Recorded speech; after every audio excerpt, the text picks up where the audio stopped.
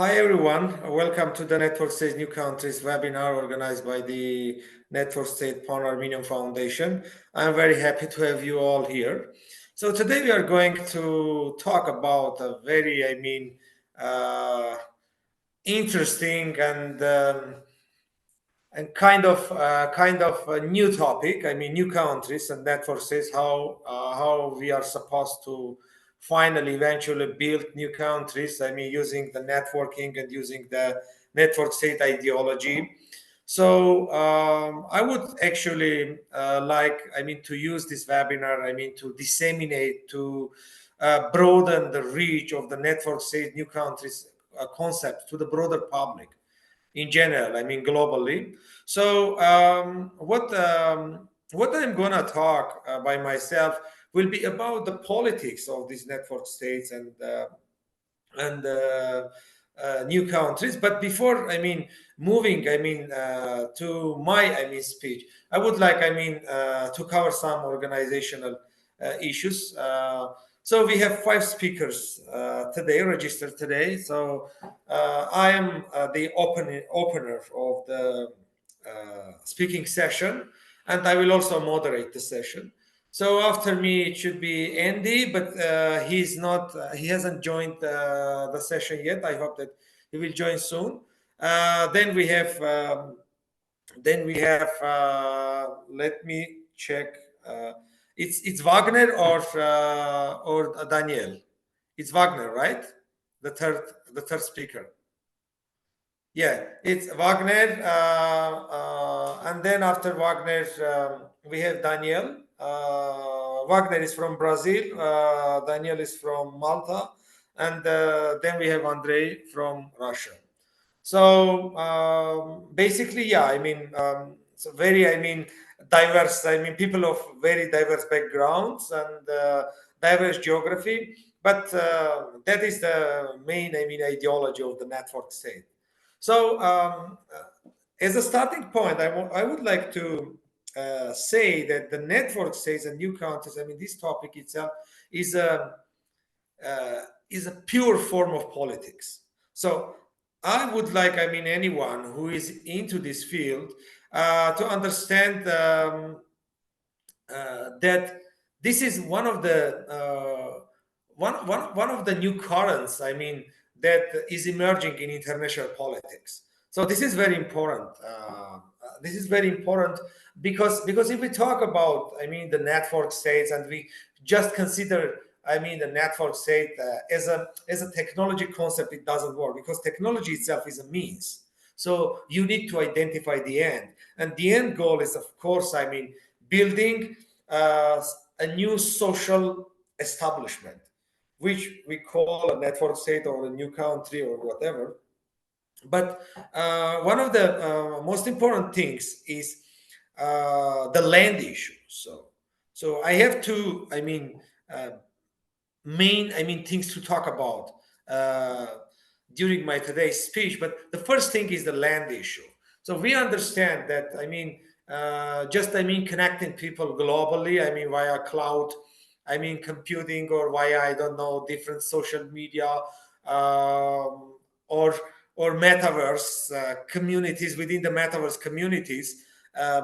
In the end of the day, it will not allow you to build an actual functioning state, if you call it a network state or whatever, on ground. So one of the key things is the land issue. So basically, I would like all of us to absorb this important point that the land issue is the main issue. If we want to build a network state, and we need to decide where we want to build it. Network state, which land we need to buy or get or whatever. So this is one of the key things. And I know that there are network states, flourishing, new, old, who address this issue, which is good. And one of my biggest dreams and actually goals now already is that we can get a very consolidated policy. Within this network state global community, we can consolidate all of us into one, big policy, so that can challenge the current establishment of the world affairs. So, and that will also allow us to claim bigger land, of course, and a bigger army of followers.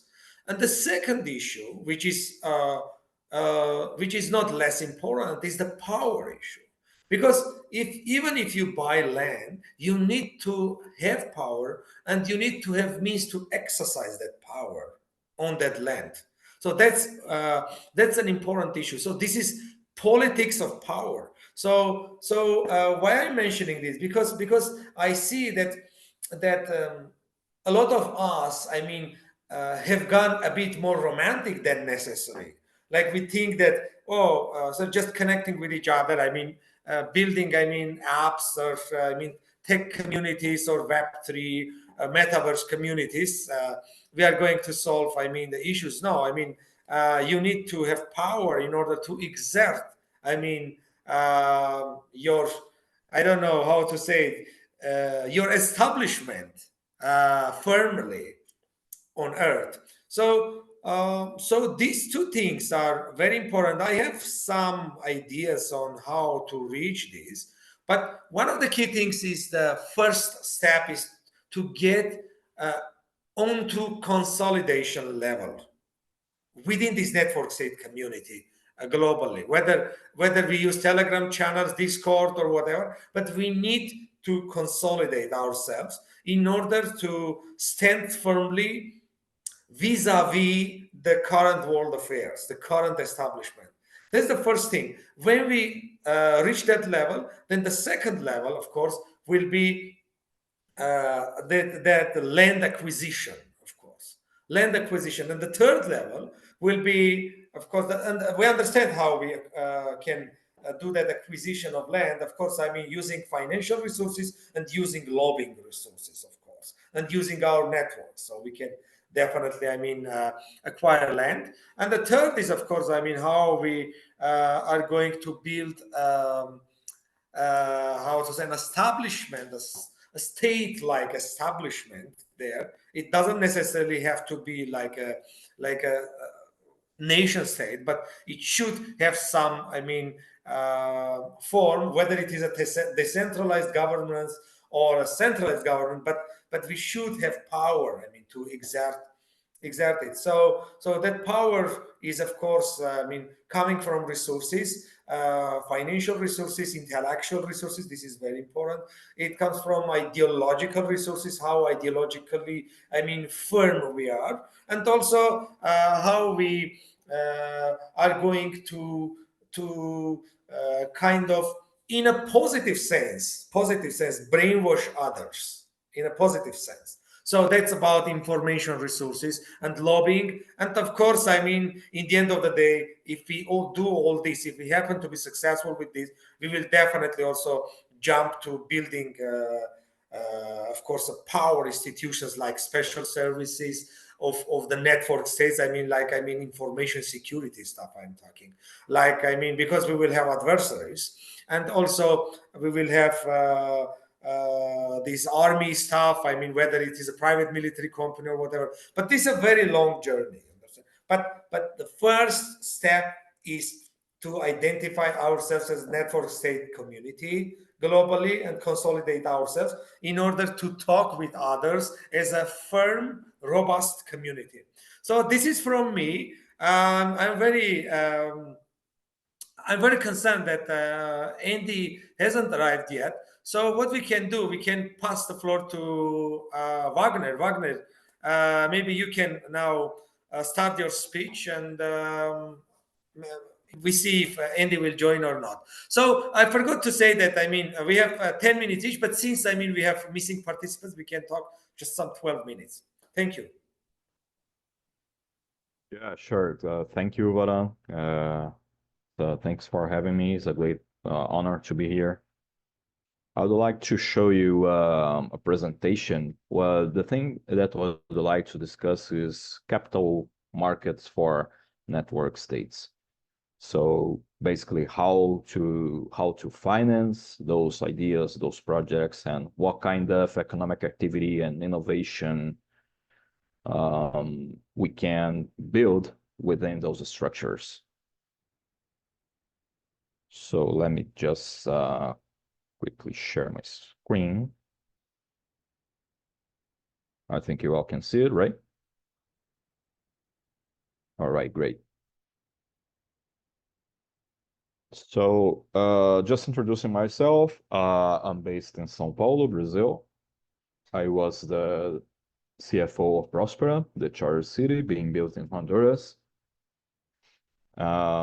Recently, I was part of an initiative for democratizing investments in venture capital, building an investments platform. I have a couple of certifications in financial markets. I'm also a member of the network state, Balaji's network state node in Brazil, which is now called IP City, a network state itself. So the thing is conceptualizing this outlook. Throughout history, special economic and governance zones have promoted the development of societies. You can see a lot of examples about it throughout the world, but we have faced decades of oppression, obsolete institutionalization, one-size-fits-all approach by governments that is hampering the economic activities, hampering social development, and the ability for people to unleash their potentials and get and have fulfilling lives and promoting progress in a way that the human race is capable of. So even after the advent of internet and social networks and the way that people relate and communicate with each other, we have seen very, very few innovation in governance and the way politics are made and the way public policies are implemented.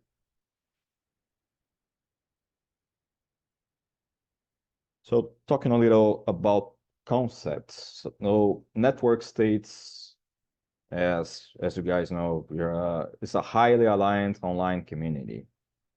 It has a capacity for collective action, crowdfund territory around the world, and eventually gains diplomatic recognition from other pre-existing or from other states.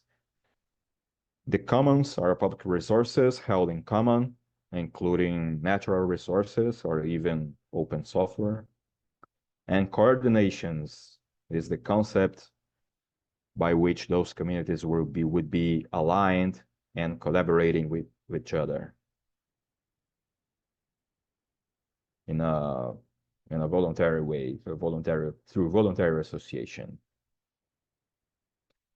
So here we start thinking about the problem. So venture capital in startup companies so far, the innovation, human innovation, is based upon some assumptions that are outdated and maybe are not true anymore. So what is startup? What is venture capital? It's based on an investable legal structure, an LLC, for example, an international bank account, and VC networking and pitching.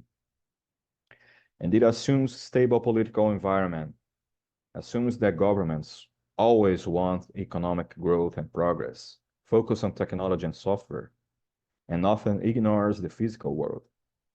So we are proposing a new model of startup societies in which other things are as important as those things here. So education on parallel governance, project finance, peer-to-peer governance systems, and governments and cities network and pitching, so competing for citizens, another other way around. And the assumptions for this new model is that political environments are unstable, governments may or may not be concerned about progress, focuses on political innovation and technology, and building effectively the physical world. So you see here the problem with VC investing and the problem with ESG investing, impact investing. So as you know, we recently have seen a crisis in VC investment. Silicon Valley Bank, Signature Bank failed, and many startups have failed. A lot of corrections and valuations due to mainly an exacerbation of valuations, but also to wrong economic policies and decisions from central banks and governments. So interest rates have had a huge impact on that. So what I mean with this chart is that we are not sustainable. We had a pandemic that the pandemic helped boost many online businesses and internet and online tools, communications, and other businesses. But on the other hand, the economic policies held and carried out by governments haven't helped at all. And now we are just waiting for a recovery.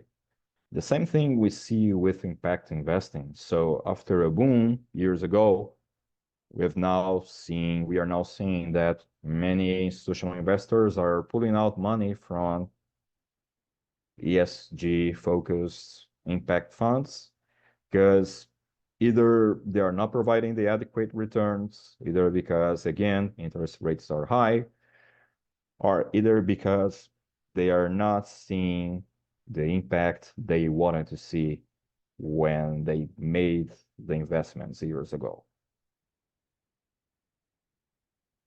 So what we are proposing and what we are envisioning as a solution for this network states and new sovereignties in a broader sense, and a capital markets for it.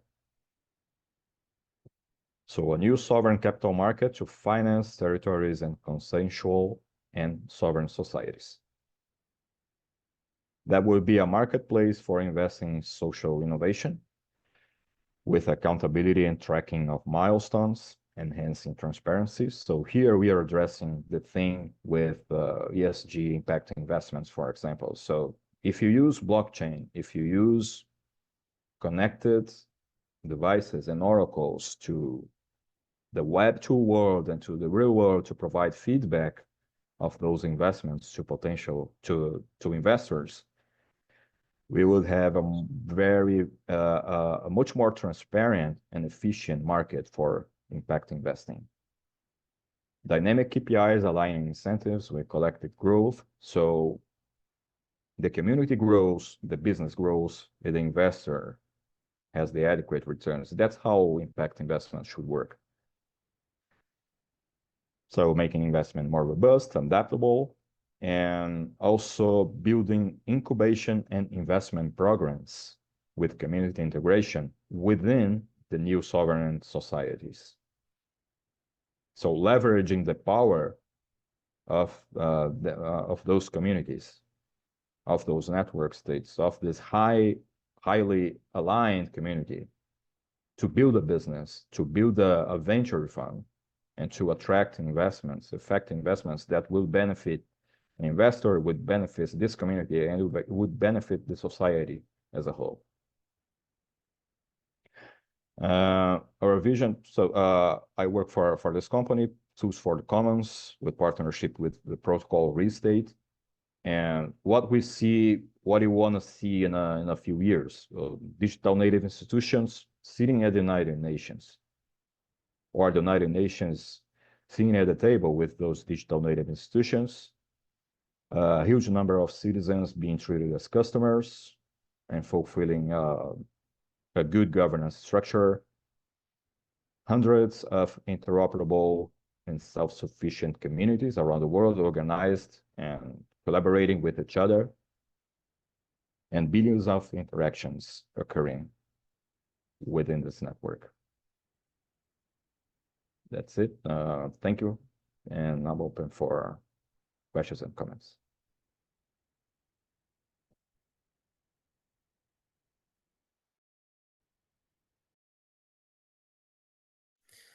Thanks a lot, Vagner. Thanks a lot for, very interesting presentation. By the way, I want to say that the Network State Panarmenian Foundation is working, with Vagner and his team. Now we are working, together to articulate what Vagner was showing. To show it, in through practice. So on practical level. So next, speaker is Andrey. Andrey, please, yeah, sure. In the end, we can definitely, have a quick Q&A session, and we'll ask questions and answer them. But Andrey, now it's your turn. Please, keep in mind that you have 12 minutes. Okay. Actually, I just wanted to ask Vagner to show his contacts slide, but it's okay. Maybe he can just send his email in chat. Okay, so let me share my screen here. I will talk a little bit about the network states, and yeah, and Ophelia, if something is wrong, just let me know. I will talk a little bit about the network states, what has caused them, and what we can get and how we can get for the society.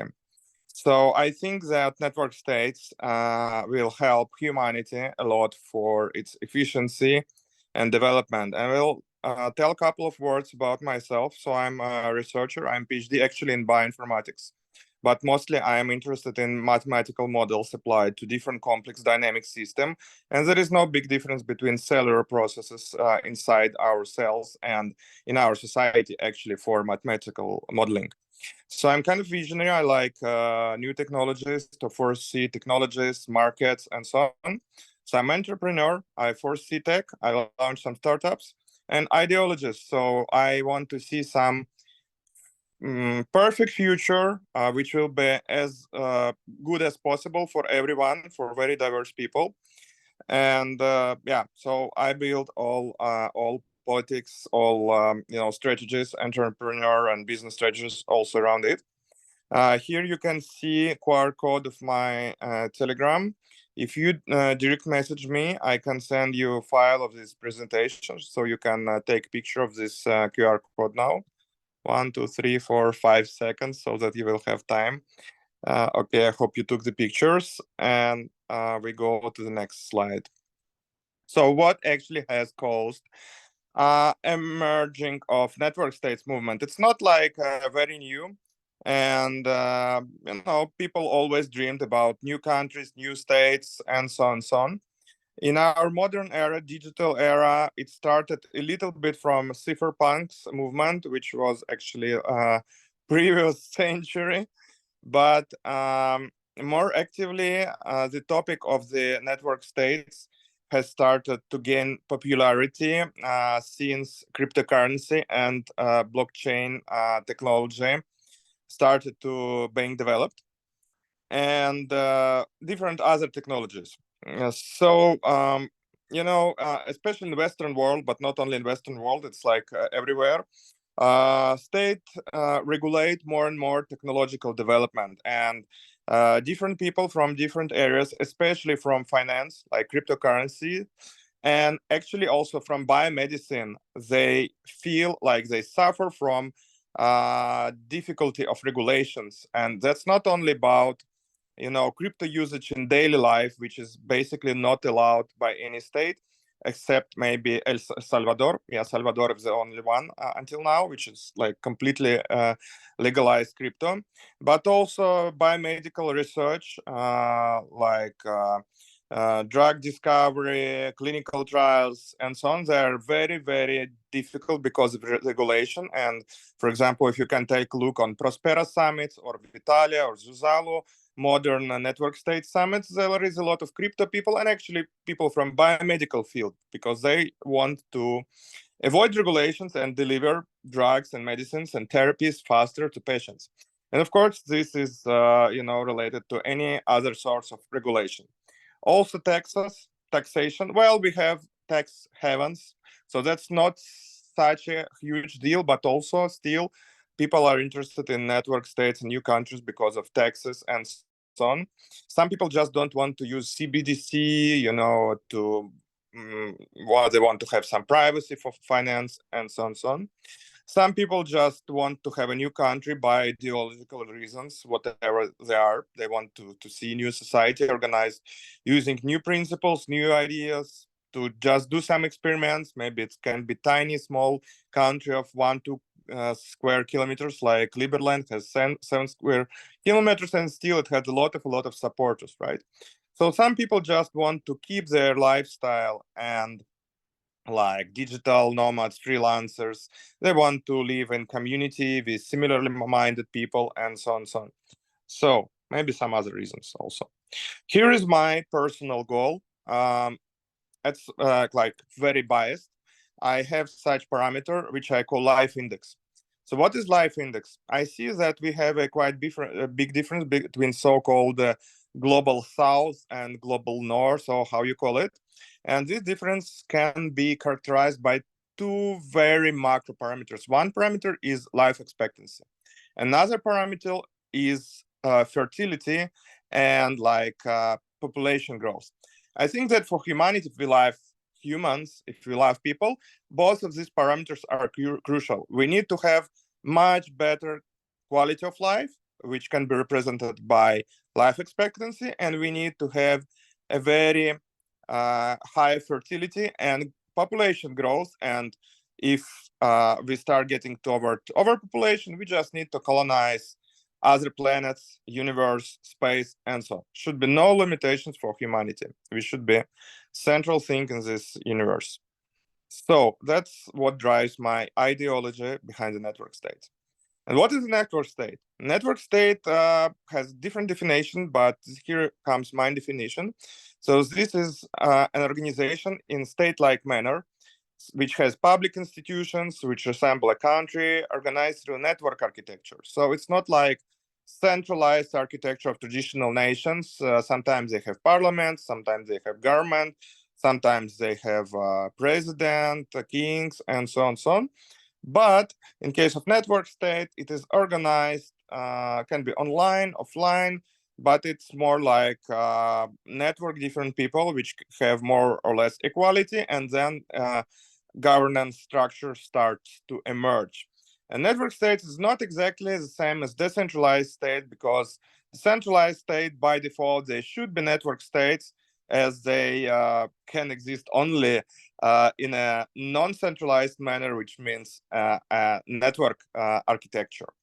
And Web3 state, which I'm currently mostly interested in now, is like technical infrastructure, digital infrastructure for the decentralized state, which is secured by decentralized blockchain-based Web3 internet, which includes crypto, blockchain as finance, smart contracts, decentralized courts, decentralized social networks, everything which is decentralized, because it's quite important for actually state function, and one of the state qualities which is called sovereignty. So for sovereignty, you need decentralized infrastructure so that none of the third parties would be able to interfere your functions.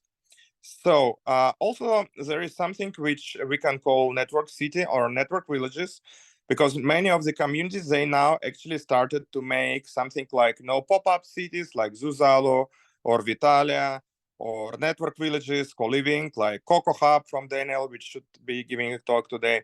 So they are actually not the network states. We cannot call them network states because they exist in frame of the laws of national states, but they have certain, degree of autonomy, independence, and so on and so on.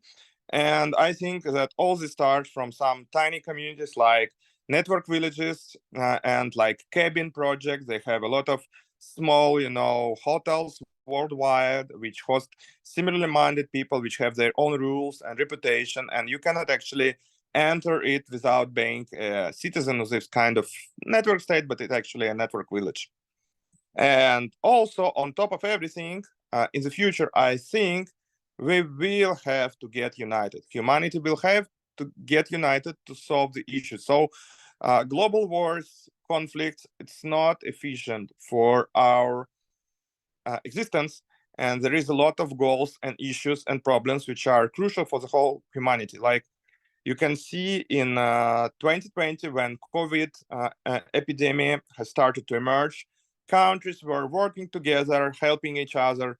And the cause was not very good, but this communication and coordination was a good example. And it's also a good example that, for example, now, despite conflicts, political and so on, for example, Russia and United States, they still collaborate about space exploration on this internationally space station and so on. So, but in order to get some efficiently functional world government, we need to have some infrastructure which will be independent from geography, because geography bound to national states, they cause geopolitics, and geopolitics is always very biased. And if we create something like this structure, so I call it globalization 2.0, and not from top to bottom, but bottom up. When we create multiple network states on different principles, they can actually be borderless, they can be mutually integrated. It's even possible that two network states exist through forum shopping, they coexist on the same exact territory. And then naturally, these network states, they start to penetrate each other, interfere each other, easily manage each other, and they can be any form of governance, democracy, communism, capitalism, totalitarian, anything. Just the single unit in this like global structure is a network state, and then they interact each other, a form kind of governance layer, which will be global. Which will unite the community worldwide on the basis of the Web3 infrastructure on the blockchain. And you see, there can be also small network cities and villages which can be parts of certain network states, right?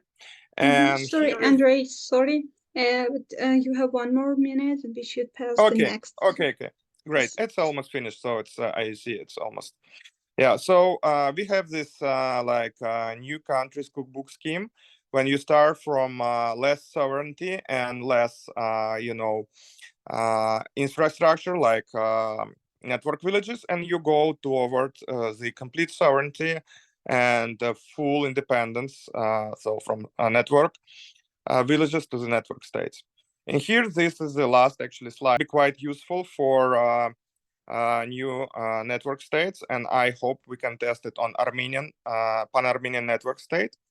How can you make money? How can you make money and start your country? So first, you make the concept, ideology of your country, and you provide future citizens their memberships as NFT or SBT.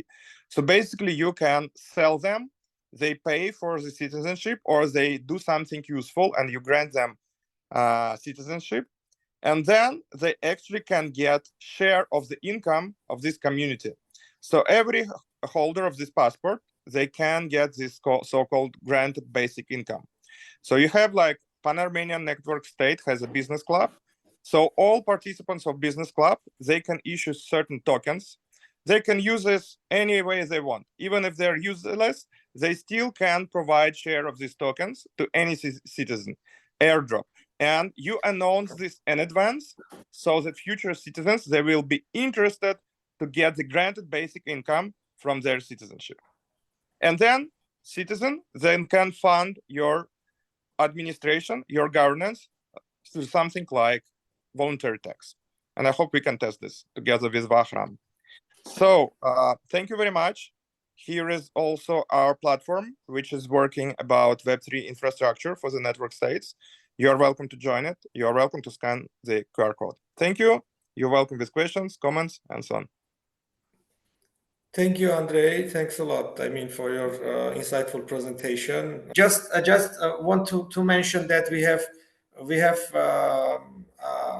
new people joined us. I mean, who listen to us, and also the ambassador of San Marino to Armenia has also joined us. So I'm very thankful to Honorable Ambassador, I mean, for her time to join us to hear this webinar. So since we do not have, I mean, more speeches as we had on the program, I would like to give some 5 minutes to Nataliya, I mean, to talk about, I mean, what she has been up to with Metaslavia, and I mean, what news she has, because it's long time I connected with her. I mean, we had a talk. But Nataliya, I mean, if it's possible, just some 5 minutes, please. I mean, share your experience and I mean updates. I mean, where you are at right now. Thank you, and also please, I mean, introduce yourself so others can know you. Thank you. Yeah, thank you so much, Vahram, for hosting us today. Good call, and really good people here. I've been in the space of network states since the book came out by Balaji, and since all the websites like yours started to pop up, and I've been deeply observing what's happening in the space and also participating. One of my biggest influencers are, you know, here, you know, the Andrey from TILATA. I heard his talk at one of the Metaslavic Russian speaking chat on Telegram. The first time, I think it was like November 2023 and 2022, and it felt like home, and he was able to synthesize the languages, and still in Russian. I only after saw him present in English, but he's able to synthesize the languages between the old world and the new world, and what I'm perceiving, in a way that makes a lot of sense. So I trust the technology he's building is gonna end up real well. And I'm very close with also what has Dan been doing, and Tred is here, so maybe after me she can also share you know, her experience seeing the space as actively as I've been in. So thanks, Tred, for joining. And also have been very closely connecting with Andrew.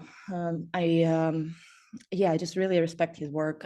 He's been one of the people who've been deeply listening to every single active participant in the open source world that we're creating in the Telegram, for example, and has been hosting calls with a variety of different players in our community. So observing that and being in touch with him one-on-one has been the deepest pulse I had, you know, a rhythm I had on this industry so far.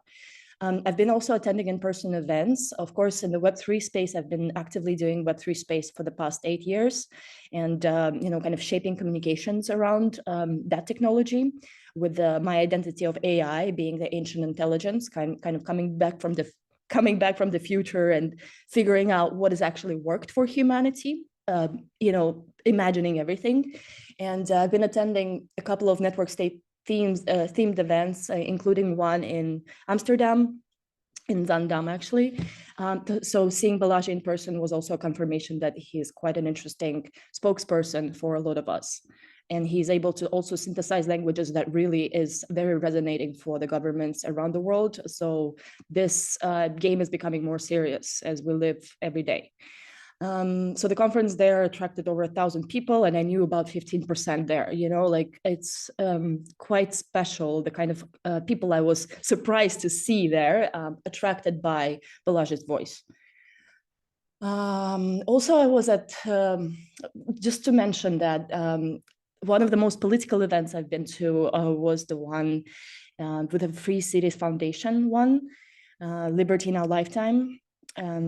I'm coming from the fashion tech world, and I've been commented on my fashion there, saying I'm not smart casual enough. So meaning that I'm passionate about culture, and in these spaces, I felt like myself, and that was the key. I felt like I wasn't not this political figure trying to do communications for us, but rather be myself fully and explore communications rather than follow certain guidelines and rules.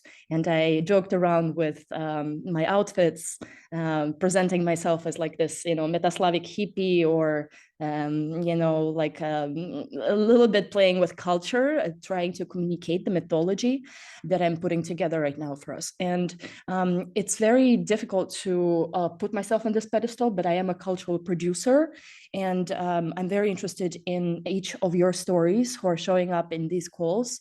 And I'm interested specifically in one-on-one connections and taking interviews and recording your thoughts at this time, collecting these ideas and making like a whole overall puzzle communication piece that AI will take care for us in order to reach a greater understanding with the upcoming waves of people onboarding on this beyond Web3. Right? Because what we're onto is much greater and bigger than Web3. The Web3 and the AI will be the running engines, and the technologies are actually the humans who are currently connecting and making sense of what is happening. Because that's it from me. I'm a communications person. I'm someone who is very interested in, leading, being the voice for a lot of what we're doing, and I'm happy to connect here. I've been experimenting a lot, and yeah, also happy to see Ilya here. He's been part of the Coco Hub community, and I know he's building some great things for community dispute resolutions. All right, very interested in justice layer all the way, by the way. That will unite us. All right, thank you. Sending love. Thanks a lot, you. Nataliya. Thanks a lot for, wonderful, insightful, presentation of what you have been up to. So now, time is for questions and answers session. Before that, just letting you know that this is just the beginning of this type of webinars and sessions. We are planning to have more, because we are planning to go more specific, because this was the first one. We just wanted to cover the basic network state concept and how we see its future. But in general, for example, one day we can discuss just the land issue. How we are going to acquire land. The other day we are going to talk about how to exercise power. The other day, how we inject finances into network states, etc. These type of, very, specific topics to discuss. Let's, so what I would suggest, anyone who has question, maybe you are welcome to write on the chat, but please mention who you want to address the question, which speaker. And also, or maybe you can just, ask to unmute yourself. So, or maybe Ophelia, please unmute everyone. So, so anyone who wants to speak, please raise your hand and ask a question. Okay. Yes. Now you can unmute yourself. And that's they raise, and then they can unmute and. So we have. Okay. So if you raise hand, I will see it. As any questions? Let me see. I have a couple of questions, but I want from you. But if there is no, I will definitely jump and ask myself. So Jim, you have a question, right?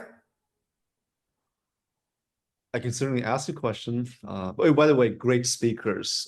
Really great listening to Nataliya, to Vagner, to Andrey as well. Very insightful, and I love the energy in this room. That's fantastic. Sure, I'll ask a question. And by the way, thank you, Vahram, for organizing amazing webinar. So curious to everyone's thoughts, and this is addressed to any one of the speakers. Curious to anyone's thoughts on what would a minimum viable network state be like. In commerce, in startups, we have this concept called minimal viable products. What would a minimal viable network state potentially look like? And what are some steps we can do, like tangible steps we can do to kind of slowly get there? Thanks a lot, Jim, for the question. Very insightful question and for nice words, definitely. I'm very happy to have you here. You are one of the actually masterminds of these, I mean, new concepts, and especially with a very good historical background. I mean, you love history, and I mean, that's very important. I mean, any of us, I mean, must learn from Jim in terms of history and historical approach. So Andrey maybe wants to answer it. Andrey, go ahead. And then maybe Vagner can continue. Andrey, go ahead. Yes. So how to remove my hand? You can remove my hand. This one.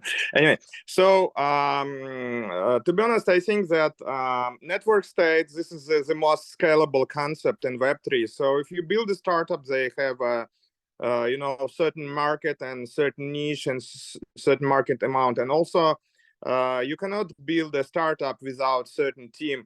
But in case of the network state, the upper limit is basically unlimited. So it's like whole humanity can be in your network state. And actually a couple of projects, they are so ambitious that they call themselves like world state or world coin.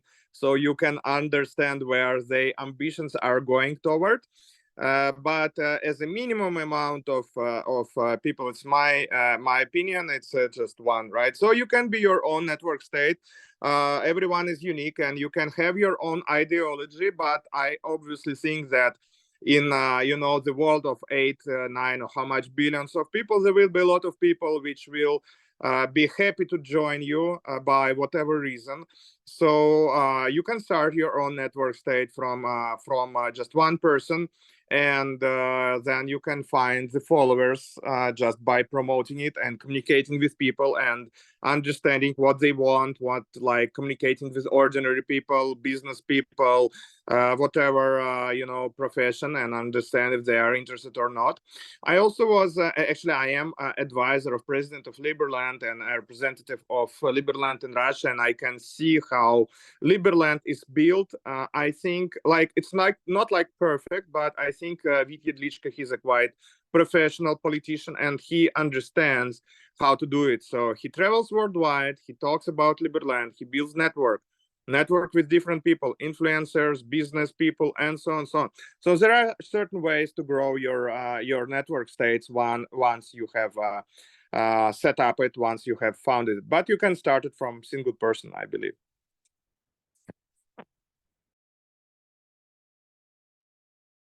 And if you have any comments, please. Yeah. Yeah, I agree, definitely. I think just one person could definitely found a network state, and as soon as you have the second person getting into it, we start having transactions and we start having governance structures. That's how we see it. Yeah, definitely makes sense. Can I add also, my first step personally is to provide security and safety for myself. I have my personal funds that I've invested into creating a safety net for me, escaping the politics of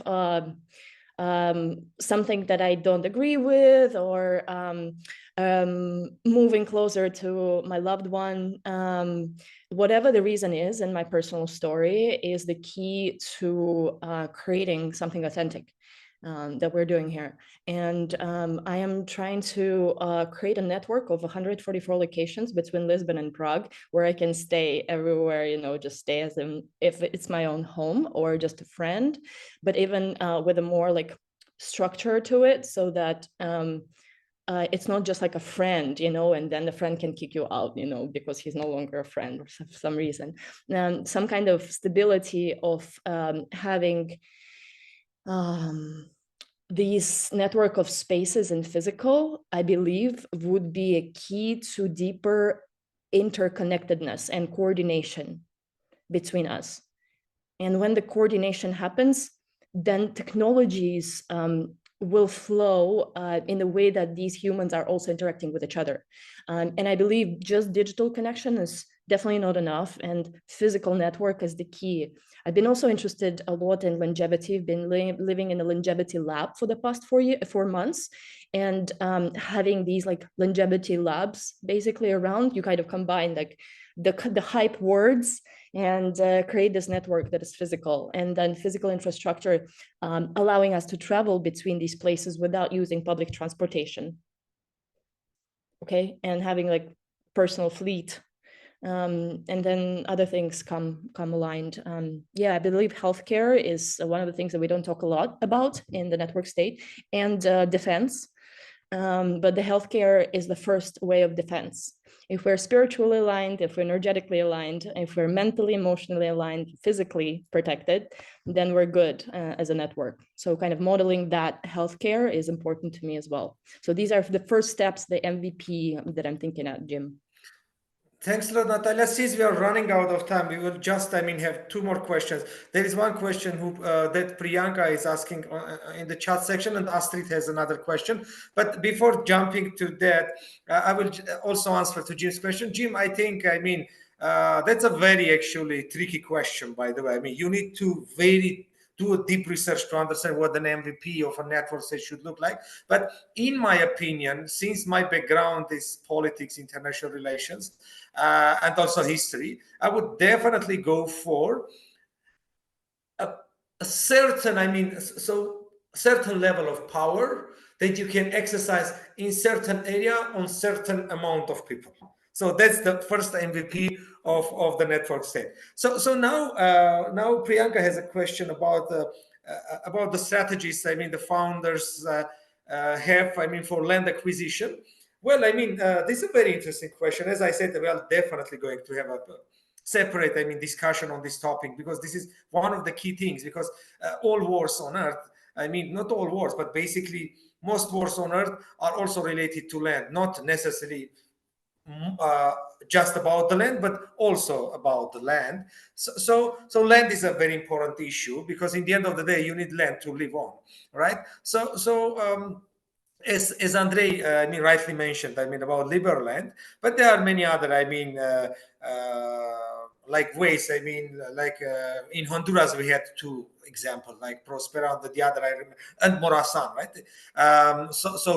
But in general, as I said, in order to succeed, we need to act as a global emerging community. If we succeed, that if we emerge as a consolidated community, we can definitely acquire land, either voluntarily or by force.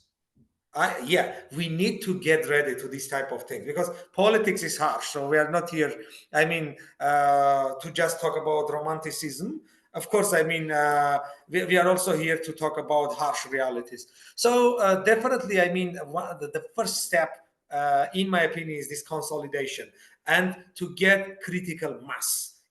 Unless we have a critical mass, we will not be succeeding in acquiring a land that is efficient enough and sufficient to build a community, a strong community that can sustain itself. So that's my opinion. And as I said, we will definitely have, very, detailed discussion on this topic. Thanks a lot, Priyanka, for this question. And Astrid, please, yeah, thanks so much, Vahram. Thanks so much, and also good to see all the speakers. Really good insights. Thanks so much. And just coming back to the question about the MVP, I think it's really key, because we can talk for hours about the ideas and the visions, missions, and everyone has their own, probably their own tribe that they can be safe and they can be protected. And it grows also, but at the same time, I imagine the minimal, the MVP, like mushrooms growing in land, in cities, and whatever place.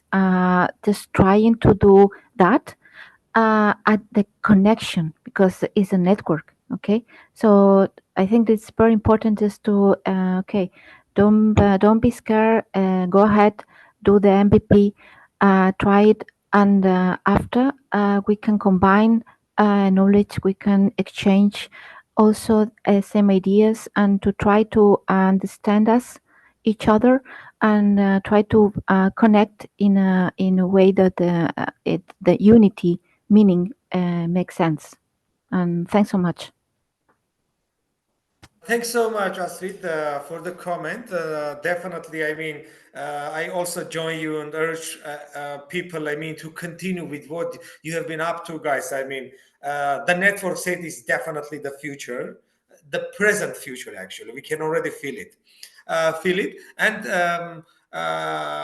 yeah, I mean, since we are running out of time, we must finish now. But before finishing, just some technical things. I mean, this recording will be posted on our YouTube page, and it will be shared with all of you. And also, we are going to have a press release which will be shared with 2,000 plus. I mean, decision makers, peoples. I mean, embassies, diplomats. I mean, you know, governments, or so they can also see that there is this type of thing. And also, one more thing is that I personally am ready to work with anyone who wants to jump to a higher political level in exercising network state in reality. So I'm personally ready to do that, and I would be very happy, I mean, to consult, to help, because I feel that this is the way, I mean, to succeed. And together, and also people also mentioned about Balaji Srinivasan, the author of the network, the book, The Network State. Definitely this recording and also the press release will be shared with him and with his team too. So basically, I mean, this is a call to everyone to start, I mean, working together, because once we consolidate, we will definitely succeed and become a robust, stubborn power, which others will have to deal with. So this is one of the key things, because we are talking about pure politics, and in politics, power matters a lot. So thanks a lot, everyone, and very, I mean, happy to have you all here. So this is the beginning. You will get, I mean, updates on the upcoming sessions. Thanks a lot. And if any question, you can reach out to me, to Ophelia, and write also to networkstate.io. I mean, there's info@networkstate.io, so you can answer all questions. Thank you. Thank you, guys. See you. Thank you, Vahram. Thank you, Ophelia. Everyone, thank you. Thank you. Bye. Thank you, Well, everyone. Thank you. Thank you.